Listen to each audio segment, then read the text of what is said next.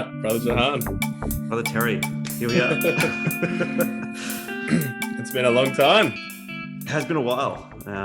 Has been a good low these many months. Yeah. We thought we'd take a little summer hiatus, and I think it went a little bit longer than both of us had planned. But that's the way life gets in the way. Yeah. Not a bad time to be hiatusing though, I guess. In Australia, not too many restrictions. You can do a fair amount of things, I guess. Yeah. Yeah, true. On a worldwide scale, Australia's been doing really quite well. Victoria, where we both live, is obviously hardest hit in terms of restrictions, but I mean, it's still not the end of the world. We're enjoying quite a lot of freedoms, especially now. And neither of us are in Melbourne, so yeah, where things are worse. I'm breathing the fresh country air these days. Eastern Victoria now. You're up near Bandsail, right? Yeah, Sales, like on the western side of Bandsail. Yeah, about an hour away or so. There's a funny medical condition called like the Bandsail Ulcer.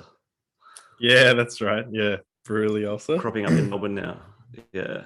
Yeah, there's just a case like just recently in a Melbourne, a Buruli ulcer was picked up. Yeah, a few, and they found it like traces of the organism in possums.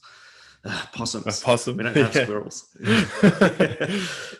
That's right. Yeah, that's a possible vector of the disease. They're thinking, right? Very strange sort of condition. Yeah, super weird. It's sort of unnerving and a little bit scary, to be honest. Because you can be brewing this thing for ages, and then all of a sudden you have this non-healing ulcer, and it's really hard to treat. And yeah, exactly. For anyone who doesn't know what we're talking about a condition that seems to be, I don't know if endemic's the right word, but it's gaining cases in Victoria, especially down along the Mornington Peninsula and Geelong side even as well. And it's an ulcer that pops up, and their particular sort of pathogen causing it releases a anesthetic as part of its disease process. So it's a painless, really deep, terrible ulcer that's really difficult to treat. It can be treated actually easily, I should say, but it's just a long course, and things get worse before they get better. So patient compliance can become an issue. Yeah, very, very strange set of circumstances with that one. Yeah. Oh well. Yeah. Today we're going to talk about exosomes, huh? Yeah, exosomes. Super interesting field, and I just want to quickly caveat that any brain farts that I might have along the way is purely due to my bizarre sleep cycle right now, because I'm on night shift. So, which is topical when it comes to exosomes as well. It is very topical, yeah. And early on in the run of nights as well, and so I just am not with it really, or it takes a long time to get with it. Yeah. We'll forgive you for any mistakes you make. We might just need to pause it for a second, because I just need to. Sorry. All good.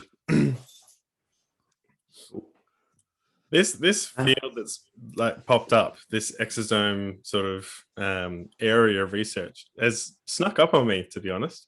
I mean, the whole reason we've done this podcast is so that you and I have an exterior excuse to remain on top of the research and on top of longevity study. And I'm embarrassed to admit that this flew straight under the radar for me. I was only peripherally aware of it because of you as well, because you've been talking about a systemic effect, like central to peripheral connection mechanism for quite a while. And it couldn't be clearer than this. I mean, right. Yeah.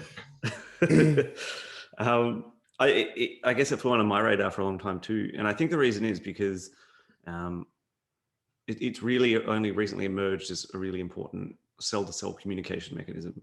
And we'll go a bit more into that, I guess we should. But the other thing to note as well is that it's not entirely clear, or it's still being discovered, its relevance to disease and disease processes. And so you wouldn't learn about it in medical school yet, because we don't know enough about it yet necessarily and how it relates to disease. But it can there is some really interesting work looking at it in things like hepatorenal syndrome, or like, these sort of multi-organ dysfunction syndromes, which is pretty cool. Yeah, definitely. Yeah. Having some sort of global viewpoint about how these things are working, and then even more importantly, exploiting that knowledge for our benefit, like opens up brand new ways to think about disease processes and especially longevity, given that that seems to be part of the spearhead of this exosomal research is the um, a senolytic effect, breaking down senescent cells or reversing Yeah. senescence in cells. What's really interesting is what the way people usually measure it, just to digress slightly on this point of senolytic, is I don't think people are usually looking at it from the perspective of killing senolytic cells. What they'll do is they'll expose it to like some sort of exosomal process, or they'll and like one group of cells and then another group of cells not to that process, and then they'll count the number of senolytic cells, and so you get less senolytic. So you count the number of senescent cells, so you get less senescent cells. But whether that's because the senescent cells are being like reversed, like their phenotypes are being reversed back to just quiescent cells through exosomes, or they're just not turning into senescent cells. The actual underlying process of what, whether it's more in or more out in terms of that senescent cell pool is hard to say. Yeah, that's a very nuanced point you've brought up, which has drastic effects, right? Because if you're talking about a mechanism that will reverse the process of senescence and decrease that SASP, that's senescence associated secretory phenotype, all the bad chemicals that we've talked about before. Chemicals is not the right term to use, all the bad stuff. If you're reversing that process, then your therapeutic target becomes an age demographic perhaps that's already quite old, or already having quite a lot of senescent cells in the body causing dysfunction. So now you've all of a sudden got a therapeutic window to reverse that whole cycle down, which is a complete game changer. Whereas if the mechanism is the other way, in terms of halting senescence in its path or producing less senescence, then it's more of a target towards, we need to get this into younger people so that they don't progress on to have an increased amount of senescence. They're two very different approaches. And you're right, we're too early in the research process to really understand what the process is. But yeah, fascinating, very, very fascinating. For sure. I guess it might be worth just defining what an exosome, or what I should say, extracellular vesicle, because exosome is a specific type of extracellular vesicle, is and how it operates. Yeah. So going right back to the beginning, a vesicle is like a small little phospholipid bubble that contains some sort of product. And traditionally, like in biology and like med school, you learn about intracellular vesicles, which are these little pouches of membrane containing some products, whether that be proteins or whatever, floating around a cell. That's probably a reasonable way to frame it, right? I agree. Yep.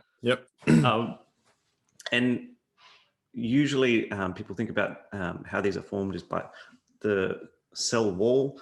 You have the phospholipid bilayer butting in and then forming these circles. And we've really looked at the process throughout the history of biology as being like a butting in process from products coming into the cell. And we call those intracellular vesicles. But it turns out that cells are constantly also producing extracellular vesicles, where products from inside the cell go into these little packets and bud out. And what's cool is that these little packets of information, is what I like to think of them as, then travel around and go to other cells and bud to those cells. And so it becomes this really interesting communication network between cells, giving them information, little packets of information about the state of other cells around them. And then you can think about, in an organism, all of a sudden you have these little packets of information going into the bloodstream and traveling around. And so then you have little packets of information from a kidney or a liver or a brain floating around the bloodstream interacting with cells all around the body. And that to me is just this insane, huge network effect where you all of a sudden can connect things like the cellular aging process to tissue aging and to organismal aging through this really intricate connected network that we've only scratched the surface of in terms of understanding. Yeah. I love your passion about this. It's so good to find someone who's equally as excited about things like this. Yeah, it's I'm trying to think of a good analogy. You've done a fantastic way of explaining that, by the way. I completely agree. And I think kind of like a postage. Oh yeah, internet's even better. Yeah, I was going to say like a standard postal system where you're sending information. You package up something, you put it in the mail, and it gets to its destination and has an effect. But the internet does that as well. For sure. Anything where you're packaging information and sending it across to influence something in a disparate location. Yeah, for sure. Yeah. And that action at a distance is mind blowing, and the extent of what those products can be. Like again, the research is pretty young. I think it's do you think a decade is probably fair to say since this sort of stuff was first looked at? Yeah, a decade, like 15 years. Yeah, probably. So still just scratching the surface, but just the concept of we can have these products being sent around the body, influencing other cells in a range of different ways. And now I think we're just getting into that interesting area of the study where, all right, what does this exosome do to this type of cell? And what does this extracellular vesicle do to this type of cell? Yeah, exactly. You're right. We should touch on the difference between an exosome and an extracellular vesicle. Right. They're not interchangeable, but I tend to use them interchangeably. Yeah. So I think basically an extracellular vesicle is like an umbrella term for any of these little packets of information, whereas a exosome is a specific type of extracellular, often called like a small extracellular vesicle. I think those two terms are normally based on size, right? Yeah, exactly right. Kind of like how we categorize LDL particles. Cholesterol stuff. By density or size and stuff. And I guess we've sort of, it's a good starting point, classifying things by their size and noticing that different size things might have slightly different functions.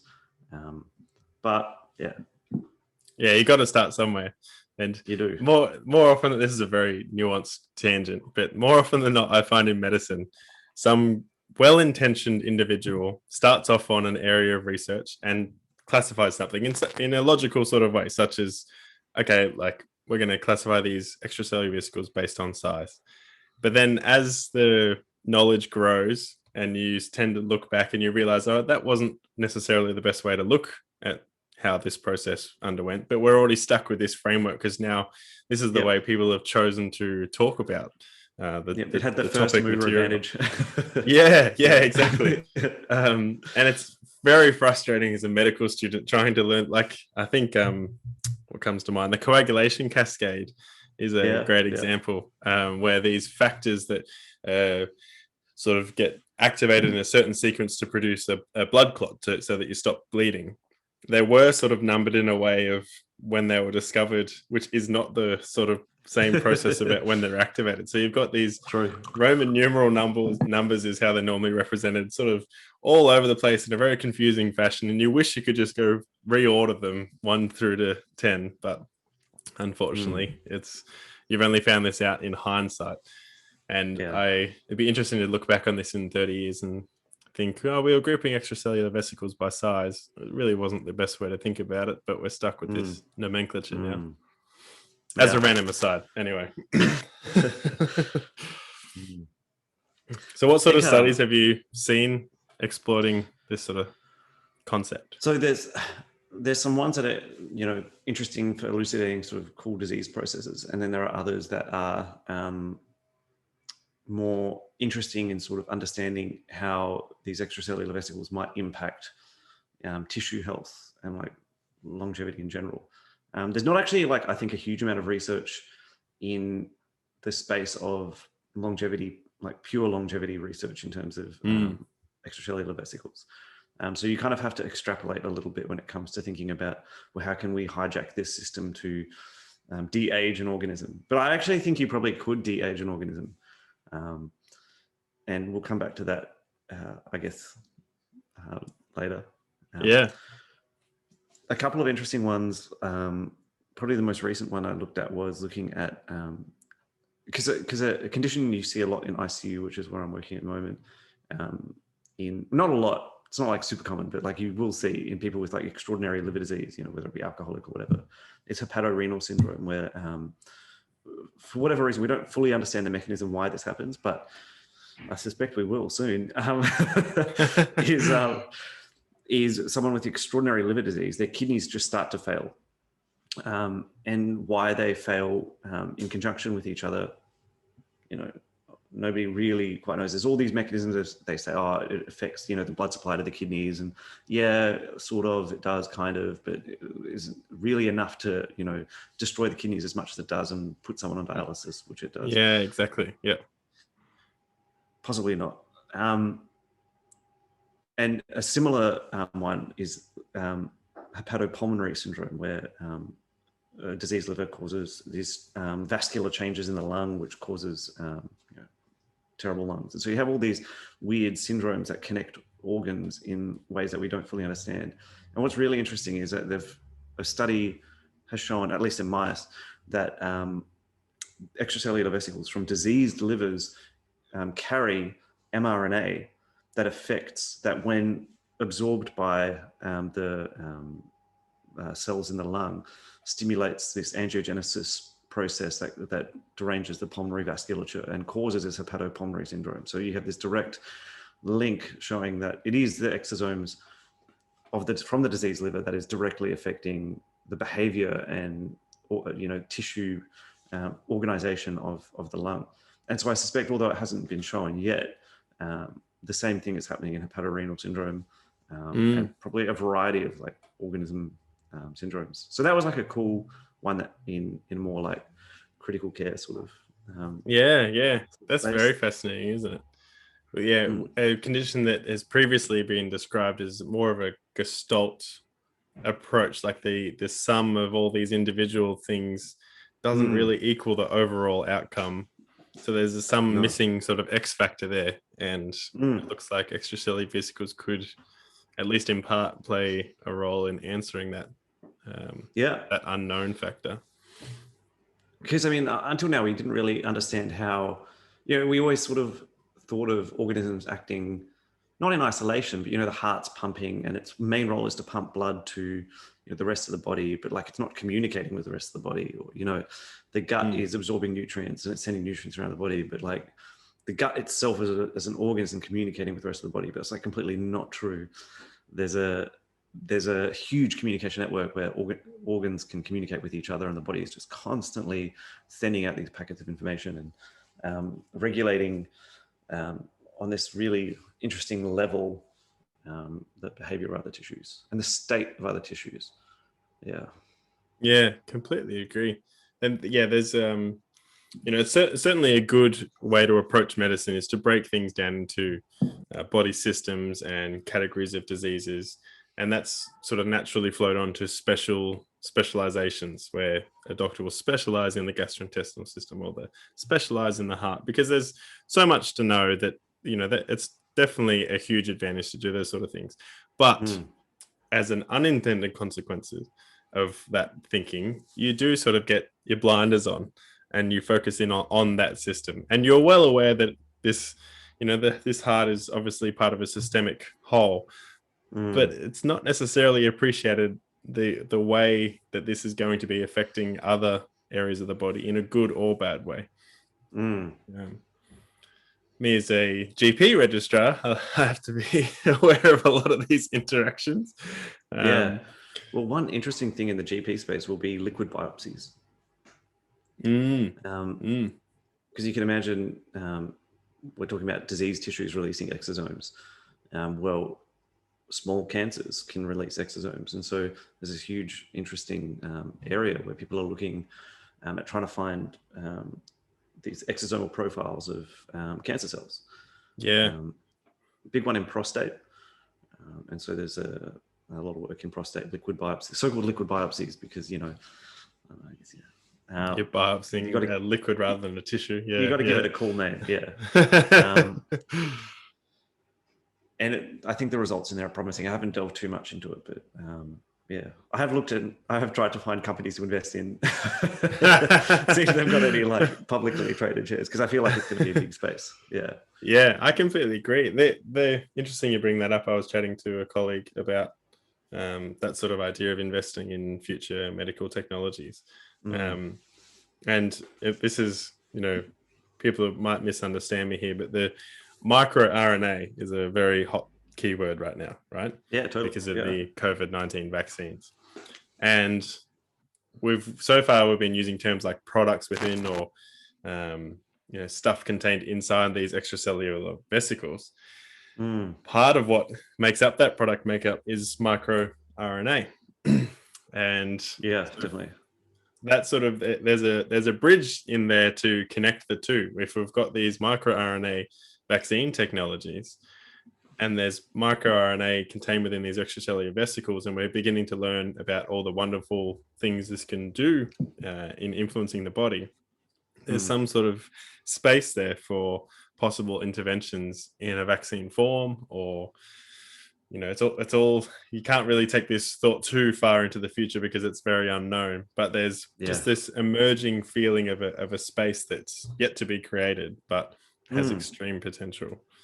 I was reading about the development of these mRNA vaccines, vaccine approach, and it was actually really interesting. The lady who discovered that these cells could uptake, it's sort of a little bit I think there's an overlap with exosomes, because she discovered that cells could uptake mRNA and start transcribing it and doing these things. But when she discovered it, I can't remember her name, but when she discovered it, there was a lot of pushback against this idea that cells could absorb mRNA information from the outside and do stuff with it, and that the mRNA had to be created inside the cell, and so that was like her little battle big battle to prove that this was the case, and it's led to these really interesting vaccine products, controversial vaccine products, I guess, but like really interesting tech nonetheless. Unfairly controversial, I should probably say. The technology itself, I think, is rock solid. The murky waters that it seems Australian public in particular is quite concerned about is the rapidity at which this has been produced, how fast these vaccines are being produced, and the companies that are doing them, are your big pharmaceutical companies that do have profit in as a high priority because they're a publicly traded company. They have to. There is room for some funny business, but the technology itself and the science behind it, I stand behind 100%. The application and delivery of it, we'll see. We'll see how it goes.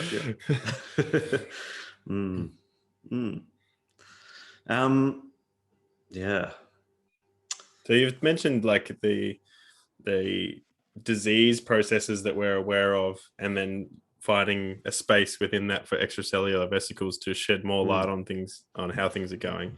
And I've seen quite a few studies in the opposite direction, where knowing that these senescent cells are secreting a bunch of factors that are impacting on the cells around them, creating more senescence, and then it leads to that idea that you're a fan of like a disease sort of tissue area based on localized factors. So there's this push within the research of, everyone's off doing their particular areas. Our lab specializes in, a good study I saw was on disc degeneration. So the cartilage in between your discs tends to wear out with time. We call that age-related degeneration. Leads to a whole bunch of sort of spinal problems for a lot of people. And the really odd thing about this space is that you take any 1,000 people off the street who are all aged, say 50 years old, and quite a lot of them are going to have these age-related degeneration in their discs, but only 10 to 20% will have symptoms of pain. So when someone has this back pain and a well-intentioned doctor will do a scan, and we've got these age-related degeneration changes, that could be causing your pain. Whereas it might well be true, but there's a whole bunch of people within that sample study who will have the same changes and no pain. So interesting about whether or not that is actually the underlying cause, but nonetheless, people have been doing research on injecting extracellular vesicles in and around these cells. It's mostly in vitro or in the lab, certainly not in like real human trials yet. Yeah.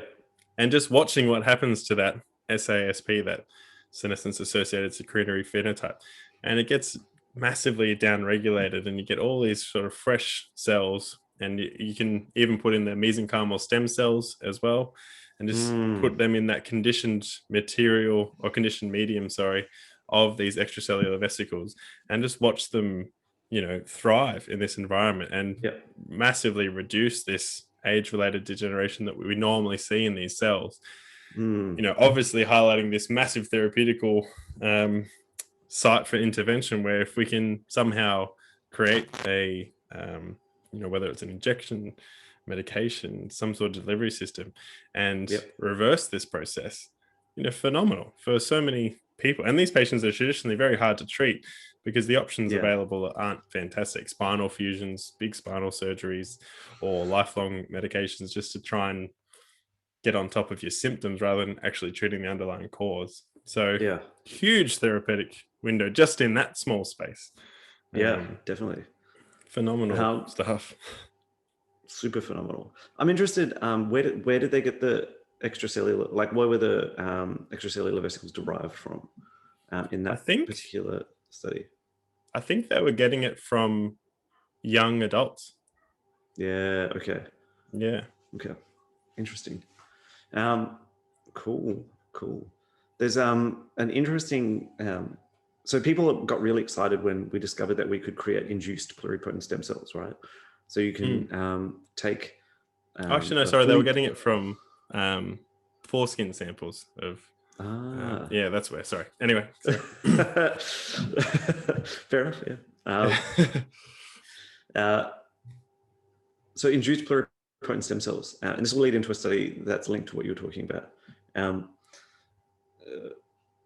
And just to quickly cover that, you can take a fully differentiated cell, use these 4 so-called Yamanaka factors, express them in the cell, and it'll de-differentiate the cell back to essentially like a totipotent state if you expose it to these factors long enough.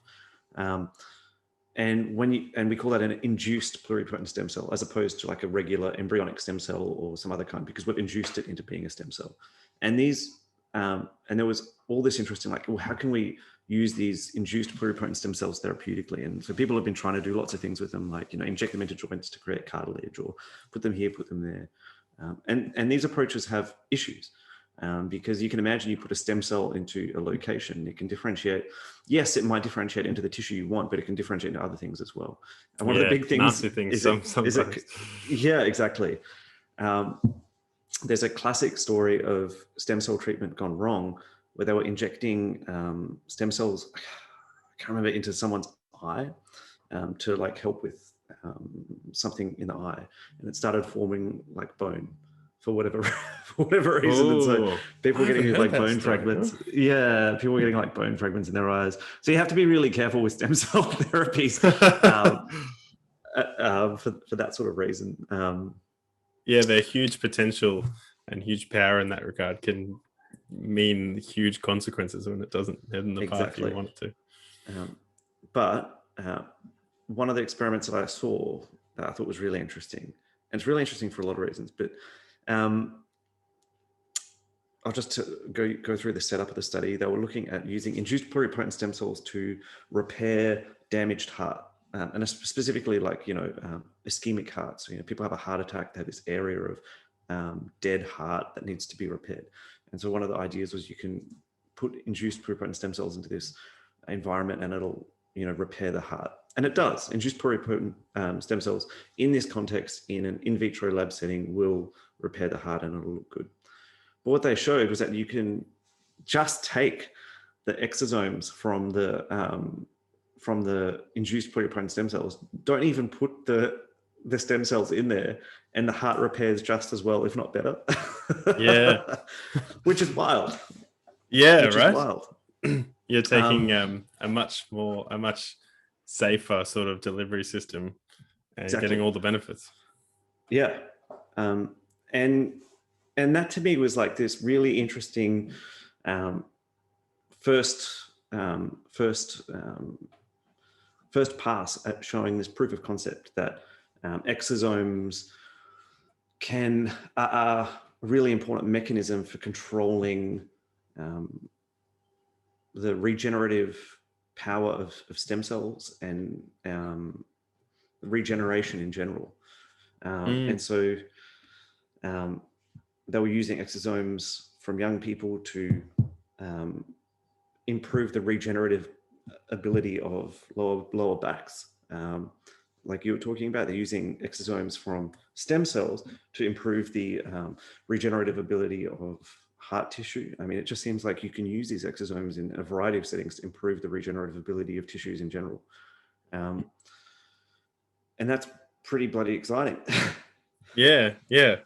This is it's got the earmarkings of a panacea approach to everything related to age-related illness, or even tissue localized effects of illness, such as the hepatorenal and hepatopulmonary syndromes that you've mentioned. Yeah. This, I'm sure as we get further into it, things become more complicated. There'll be more issues, and it won't be as fantastic as you and I are hoping it is right now. But nonetheless, it's this is a reason to be excited and interested in this area. Yeah, there's a similar study. I'm struggling to remember the details about the conditions in which this study was undertaken and what they were using, but they did the same sort of analysis on the disc degeneration I mentioned before on atherosclerotic plaques, because the atherosclerosis process is pretty well understood. Like, you get these breaks in the side of the vasculature wall or vessel wall.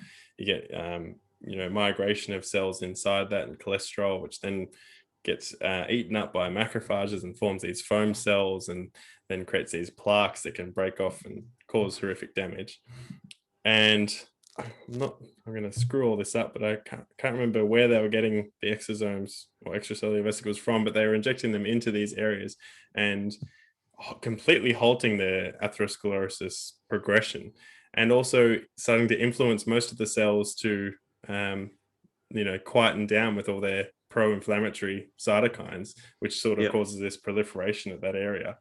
Like, phenomenal research, phenomenal potential benefits, where you could start to reverse atherosclerosis in patients, which is, cardiac disease is the biggest killer, especially in westernized countries. So to have a targeting approach that's far better than anything we're doing now is, I'm excited. Crazy. I've spoken about it before, but parabiosis, where you like sew a young mouse to an old mouse. We haven't had a good explanation for why that works, but I think we do now. The young bloodstream is carrying all this young cell packets of information, and it's just all that's reaching the old mouse, and I guess stimulating the cellular environments to de-age. Which is pretty interesting. Definitely, right? Because there are reports of people, I think it's in America and South America definitely, of getting straight up blood transfusions from young people to old people, right? In the hope that this will be the effect. Now, I'm not saying that's a fantastic idea, because just as you've alluded to with the stem cells, there's a lot more a potential error or potential cause of damage when you're using that. As if you're just transferring blood, there's a lot of things that can go wrong. You transfer stem cells, there's a lot of things that can go wrong. If you can be a bit more focused about what the benefits are actually being caused by, and it may well be extracellular vesicles, and use that as a way more targeted approach, the benefits will be probably an order of magnitude higher, and that's obviously a far better way to do things. I think it's like really important to sort of note here as well that I don't think any of these things are like so I don't think extracellular vesicles are like an on-off switch. I think it's sort of like there's like a real nuance here where extracellular vesicles sort of present these gradients. And so I think like my impression of it would be, as when you're born, you have like a lot of, you're an embryo, you're a blastocyst, you're a fetus, you have all these stem cells stimulating a regenerative environment or a generative environment in that particular case. As you're a kid and you grow, you have these like very active, youthful stem cell niches producing all this information to the surrounding cellular environment to be regenerative, to grow, to be responsive, to be plastic. And then you reach adulthood and you fully mature and these stem cell niches quiet down. And then they start to hear this cellular aging phenotype in the extracellular environment. Because one way to think about it would be that, cells are listening to the environment through extracellular vesicles. And they're hearing, as you age, more and more of a signal to express an aging phenotype, essentially. It's a controlled, regulated expression of a phenotype. And they're hearing signals to express that phenotype, to become damaged or like to become susceptible to damage, to heal worse, to fall apart. And it becomes like a feedback loop. And so, the classic survival graph will sort of, it accelerates as we age more, it accelerates. There's an accelerate, and there's an exponential, it's non-linear. And this is that slow, sort of starting off slow gradient descent of like these little packets of aging information that starts to just become more and more and more and more as more tissues respond to that.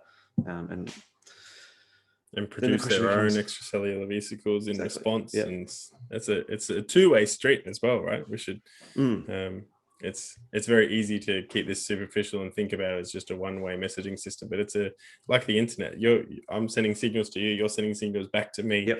I can influence your environment, you can influence mine. The internet itself can drop out and screw up both of our connections. Like there's a multitude of ways where information is being carried back and forth. And you're right, it's just like an internet connection that's degrading slowly with time.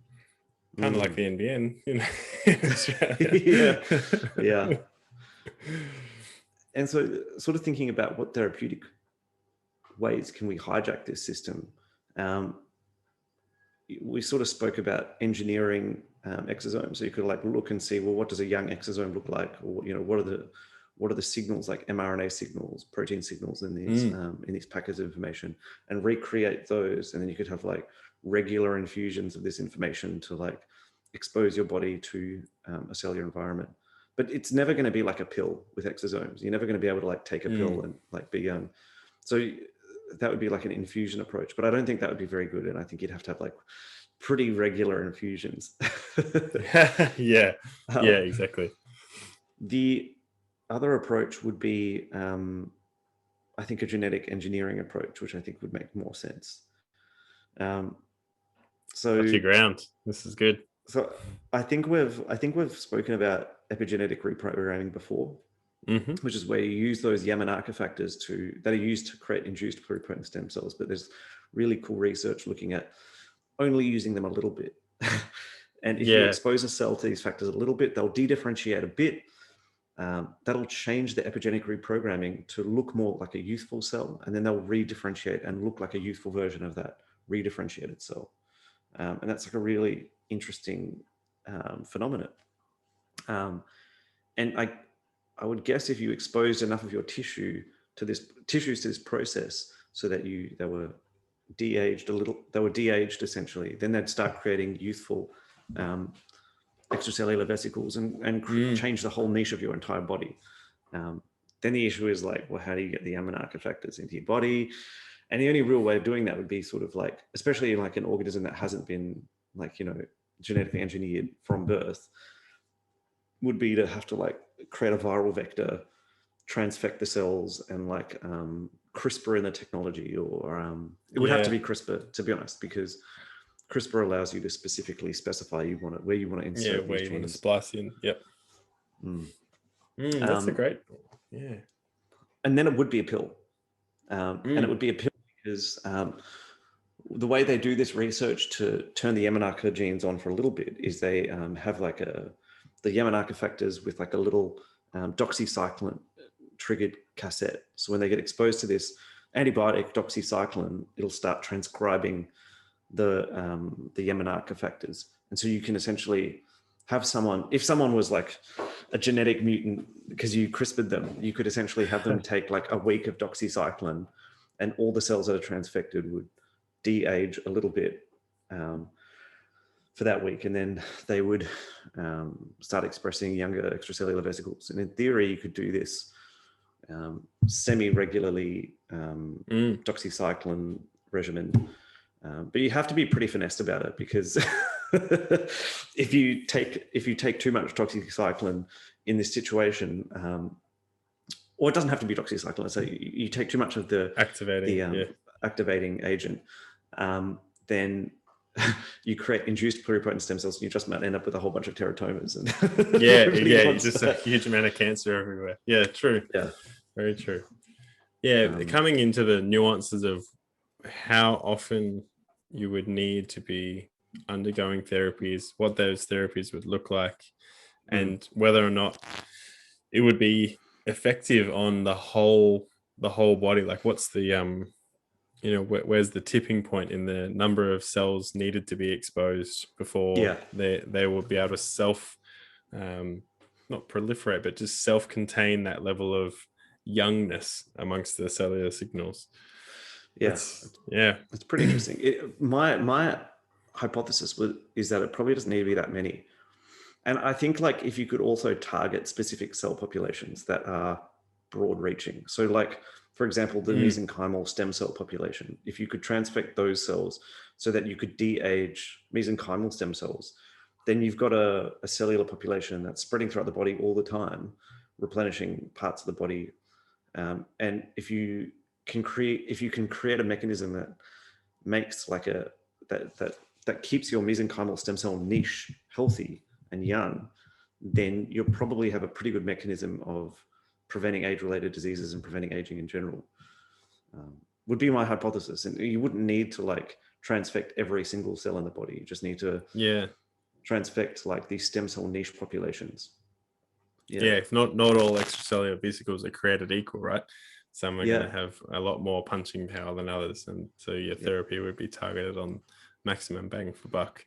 The extracellular vesicles produced by your skin, although involved in aging, probably aren't as high powered as mesenchymal stem cells. So that's a very good point, that they're sort of areas that you would begin to focus in on when trying to treat a systemic approach. But my best guess would be that it wouldn't take that approach. Like most things in medicine, it would be targeted at specific disease processes initially.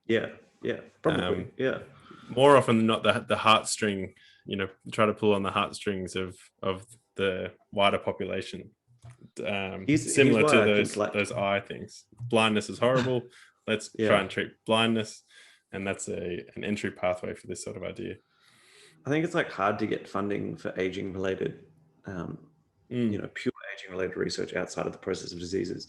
But I think honestly, you're going to have like a lot of tech billionaire interest in solving the problem, right? Everyone's got skin in the game. So if people really thought there was a good opportunity to solve this problem and create a reasonable, like a real engineered solution for this, then I think people might fund it, even if it's not like publicly funded research. I think getting the public on board to be, if you have the cash, getting the public on board to undergo that therapy as well is an entirely different problem to the financial problem of getting the technology off the ground. Elon Musk is a great example of the Neuralink that he's doing. I mean, this is a guy who's the second and has been the richest man in the world. And he's still, he's not necessarily jumping straight to the way he wants to use this technology. His first steps in Neuralinker will be targeting people with Parkinson's disease or spinal cord injuries, just as a way to, because I think it's a genius move, because he knows he needs to get the public on board with the initial steps. And what better way to do that than people who are faced with very little options in terms of their treatments and, you know, possibilities of cures. Then start there, and when you have small successes, that success will be very loud, influence a lot of people, get a lot of the population on board, and then you can take that one step further and one step further.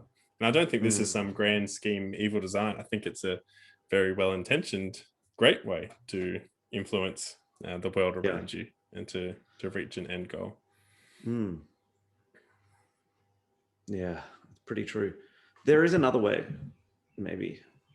So we're talking about trying to increase the prevalence of the young extracellular vesicle noise. So that cells hear a youthful signal.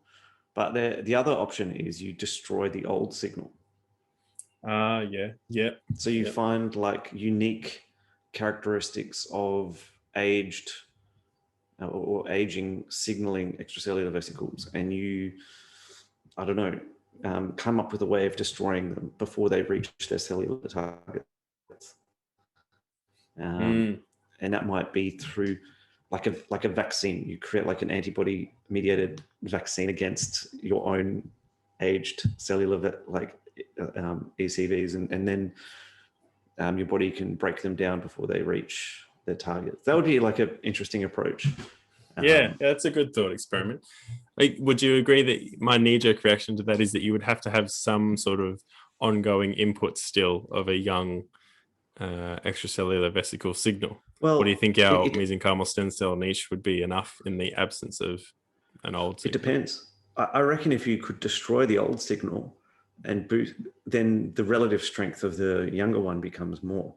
And you're like, even in an old person, you're going to have like some like underlying, you know, youthful signal, because, you know, they can still heal. You know, if you cut them, they will, you know, form regenerate a scab and brand new tissue. Exactly. So they have regenerative capacity. It's just, it's hampered, you know, they won't heal as well. And so it's there. It's just hidden, drowned out. Yeah. So that would be another approach.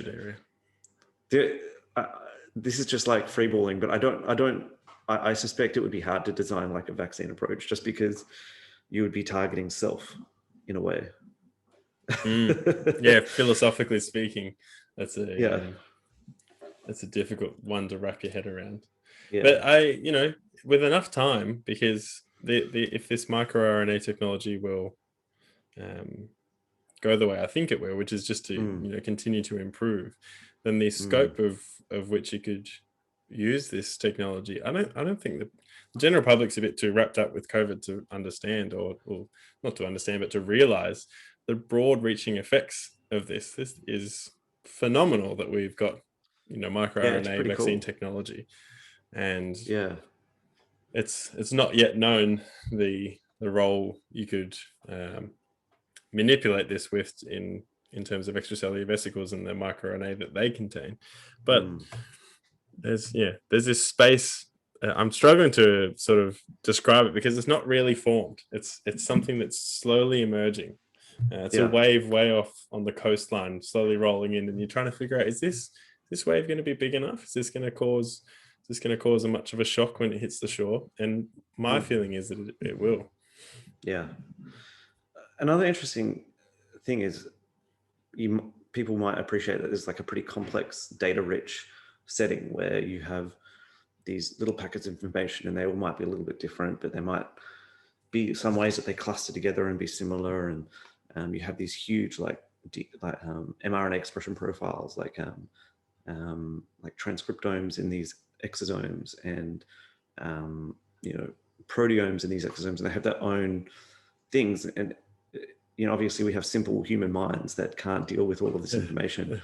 And so I think like from a machine learning perspective, that like we're going to need to develop really interesting machine learning tools to interpret exosomal signatures and exosomal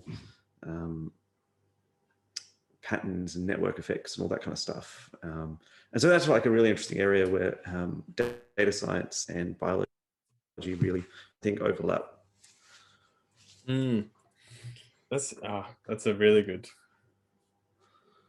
That's a really good idea. Because the other thing is, you go. No, I was gonna ask, have you ever been on the website? This website called the Odin. If you just Google the Odin, it's like the first thing that comes up. It's pretty interesting. It's essentially like this bloke who has created this business of democratizing biology, and you can buy like CRISPR gene editing kits and like human cell culture kits. There's a Netflix documentary about this that I think I've seen. There might be. I don't know if it's the same guy or anything, but it was just following this group of people who were just biohacking community. He's part of the biohacking community. Yeah, great Netflix documentary. Is the documentary? Yeah, fantastic approach to things. Crazy, I should say. It's wild. It's wild. And I wouldn't encourage anybody to try and CRISPR themselves, but no, nor would I. The technology is almost there. Getting it right is like a very small shot. It's like, trying to shoot that like, I don't know, what would you call it? Shoot the beam into the Death Star to blow it up. I knew you were talking about Death Star when you were doing this. The universal done. I have you now.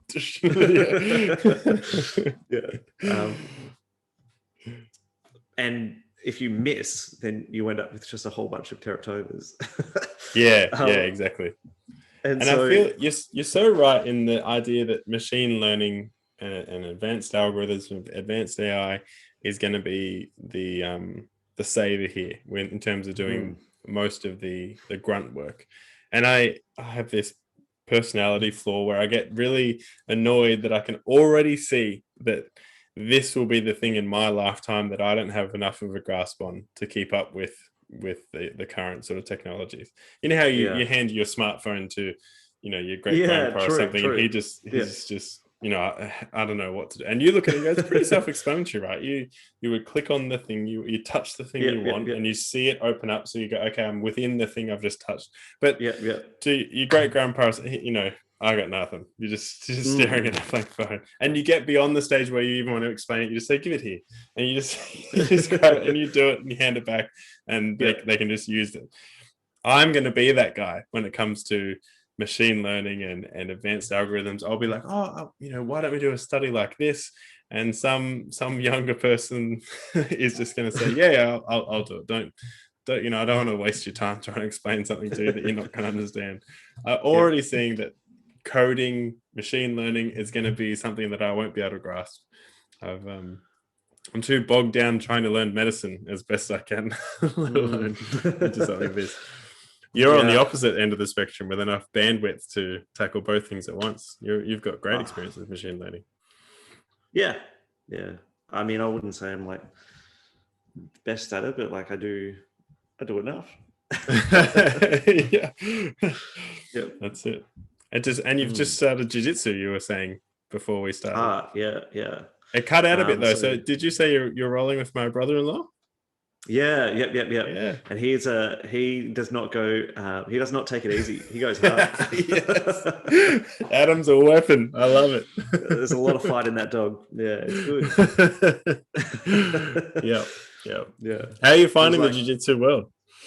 It's cool, man. It's cool. It's a really deep well to go down. Yes. And it's just constantly like trying to balance like technical development with like not getting eaten alive. Yes. There within the martial arts there are, there's 1,000 wells, say, of information you can go down, but some are very much, more enriching than others. There are deep wells with good quality water. Jiu-jitsu is one of them. Obviously, from my perspective, Kyokushin karate, the bare knuckle karate I do, is one of them as well. I think judo is another one. I think Muay Thai and kickboxing is a relatively decent one as well. There are a lot of things that aren't, and I don't want to make enemies out there of our listeners, but there are multiple martial arts that I've participated in to a fair degree of took it seriously and did it for quite a while, and it's not a very good quality water, not a very deep well. But no, you've chosen a good one to focus your attention on. And if you're anything like me, like Kyokushin's, at least 50% of my life, so it can take up quite a lot of what you do. No, it's awesome, dude. I just have to try not to hurt myself because I keep like hurting ribs, and like I got choked out in these drills. Not out, like I didn't get knocked out, but I just got choked pretty hard a few times. And like I've definitely in some way sort of damaged my voice box. Because I really enjoy singing right at home. And like I just can't hit high notes. My hypothesis is that I had like a traction injury of the inferior branch of the external laryngeal nerve. Okay. The inferior branch comes in and like attaches to the cricothyroid muscle here. And so if you can imagine like external compression and traction might damage those insertion, like its connection to the cricothyroid muscle. Like a shearing force upon it. And it was very sore there.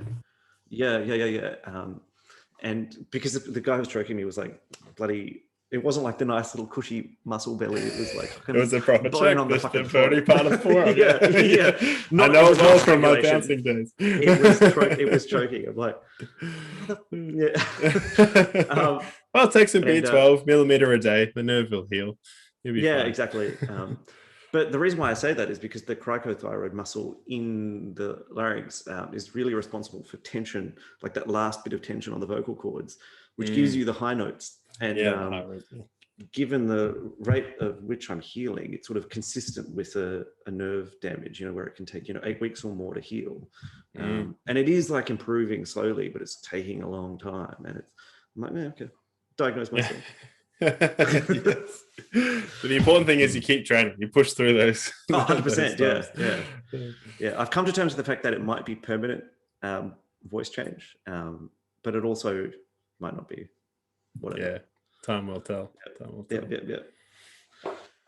I think this topic that we're discussing, extracellular vesicles, is such a broad, ill-defined. You and I have both been a bit clumsy with what we're trying to do with it and what we're trying to articulate what it can do. Perhaps it would be good for us both to maybe you pick a study and I'll pick a study, and we'll do a bit of a deep dive. And come back and do another podcast. And you can present sort of to me, and I'll present to you like a journal club. For sure. Because it's always good to talk to someone who's as excited as we are. But if we talk on something that you know more than me and I know more than you on those particular studies, then we'll generate questions off each other. Oh, for sure. I might do the atherosclerotic one because I'm embarrassed to say I can't remember the details, but I was blown away whilst reading it. So I'll find that, do a deep dive and come back. And it's obviously awesome. Highly relevant to every person ever who's got a heart. So definitely. And I've been looking after a lot of hearts recently because through the ICU, routinely after cardiac surgery, you come through the ICU, and I'm in the half, like ICU split in half, and in my half, that's where we take all the cardiac patients. And so nice. It's just been like postoperative heart after postoperative heart, and it's like I feel like we've revascularized most of Western Victoria at this stage. So. That's a good point. Should we mention now, or should we save it for next time that study that you sent me today about the night shift simulation? I don't leave it for next time. Give people something. Just a little tidbit of information. Like there were daytime and nighttime participants, and extracellular vesicles amongst the two populations differed dramatically. And their effects on tissues. It was super interesting. Relevant to me working night shift at the moment. Getting depressed about the health effects of that. I've got a patient I'm working with at the moment who works night shift more often than not. And he's got impaired fasting glucose whenever he comes off night shift, and not so when he's on day shift. which feeds right into that study and what it's doing to your insulin sensitivity. Very interesting. Very interesting. All right, then. Well, let's adjourn and come back and do a bit of a deep dive on this topic. I hope people enjoyed it. Good. It's a broad, superficial overview, and it's because it's such a nascent area to all of us, but we'll get there. Totally. All right. Till next time. See you, dude. Bye. Yep. Hey, guys. This is our end of podcast medical disclaimer. Yep. Although we are medical professionals, this is not medical advice, and this does not create a doctor-patient relationship. It's not prescriptive and not intended to be so. We always recommend seeing your primary physician in the first instance. This is mainly for education and entertainment purposes. Absolutely.